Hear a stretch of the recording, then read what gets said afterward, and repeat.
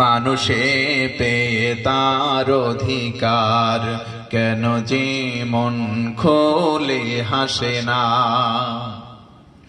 ধুলির আসনে বসে উমারে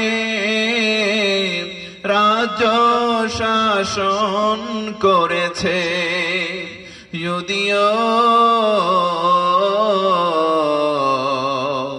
খলিফা উমারের শাসনে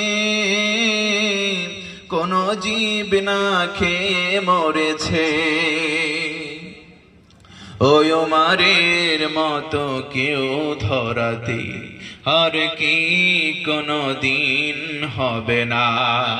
খুলাফায়ে রাশেদার সোনালী দিন কেন যে ফিরে আর আসে না।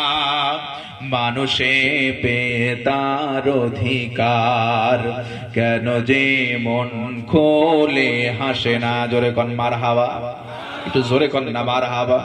হযরত ওমর সেদিন চলে গেলেন, কাফেরদের কোনো নাম নিশানা নাই। হযরত ওমর একটা ভাষণ দিলেন, বললেন কি আছো বাপের বেটা, যদি মায়ের কোলকে খালি করতে চাও ওমরের সামনে এসে দাঁড়াও। আল্লাহু আকবার। এমন কি আছো সন্তানগুলোরে এতিম বানাতে চাও, সামনে আসো।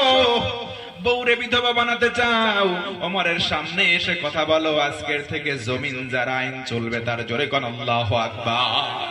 এই ওমর ইহুদিকে বলা হলো, ইহুদি ভাই তোমারে আবু বকর মারে নাই, মারছে তোমারে ওমর। আরেকবার বলেন তো আল্লাহু আকবার। আল্লাহ রাসূল বলেন, আমার পরে কোনো রাসূল নাই, কোনো নবী নাই।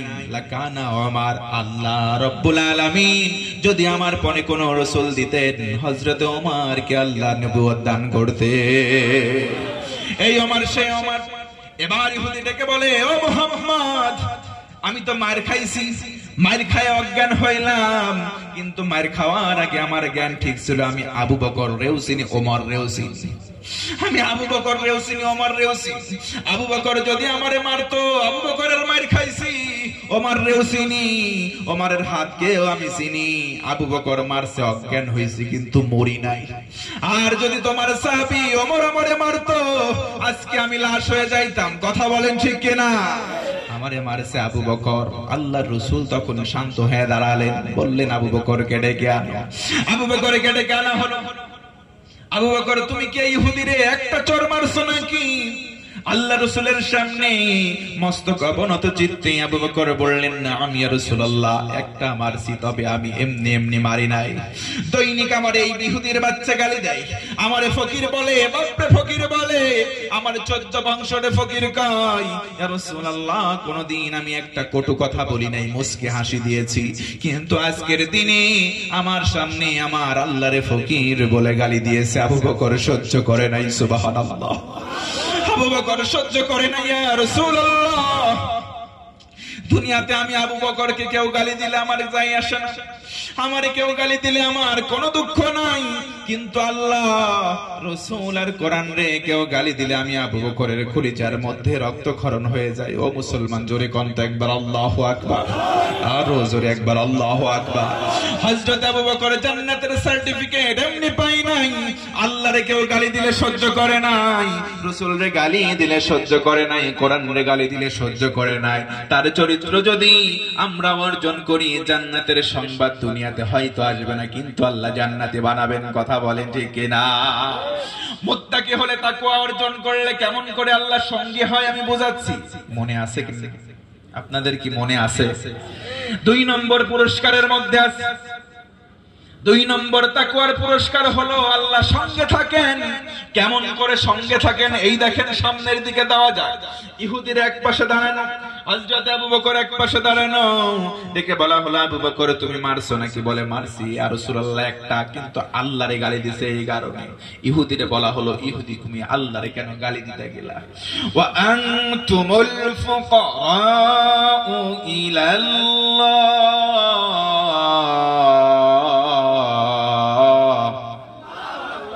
আমার আল্লাহ ডেকে ডেকে বলেন, ও গোলাম, আমি আল্লাহ হলাম ধনী, তোমরা সবাই হলা দরিদ্র, তোমরা সবাই ফকির। ভাইরা বলেন তো, আমরা ফকির আর ধনীকে আরো জোরে বলেন কি? আল্লাহ রাসূল বললেন, ভাই ইহুদি, কোরআনে কারীমে আমার আল্লাহ জানায় দিলেন মানুষগুলা সব আমরা ফকির, আল্লাহ হলো ধনী। তুমি আল্লাহরে কেন ফকির বললা? তুমি কি জানো না, তুমি যদি নিচে দাঁড়িয়ে আকাশের দিকে থুতু দাও, থুতু আকাশে যাবে না, তোমার মুখে এসে পড়বে। কথা বলে, তুমি কেন আল্লাহরে গালি দিতে গেলা? ইহুদি আবার জায়গায় দাঁড়িয়ে বলে, ও মুহাম্মদ, তোমার আবু বকর মিথ্যাবাদী। নাউজুবিল্লাহ বলবেন না। এ ভাই, আবু বকর মিথ্যা কথা বলতে পারে? এই আবু বকরের নাম কিন্তু শুধু আবু বকর নয়, আবু বকরের নাম হলো আবু বকর সিদ্দিক। জোরে কোন আল্লাহু আকবার।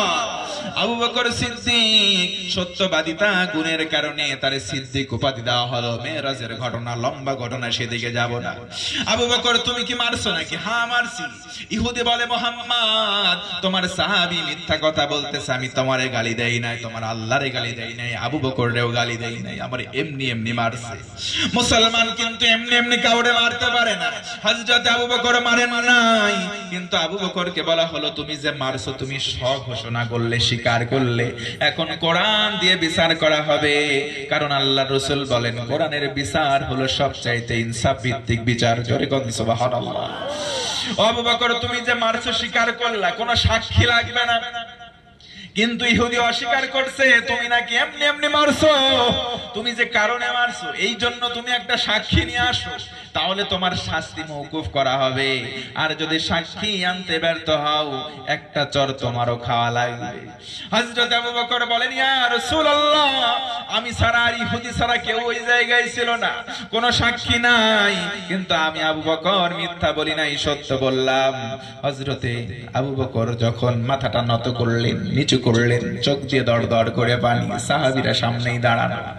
আল্লাহর রাসূল বললেন, ইহুদি ভাই, তুমি যে অন্য ধর্মের হইছো, এই জন্য তোমার দিকে আমরা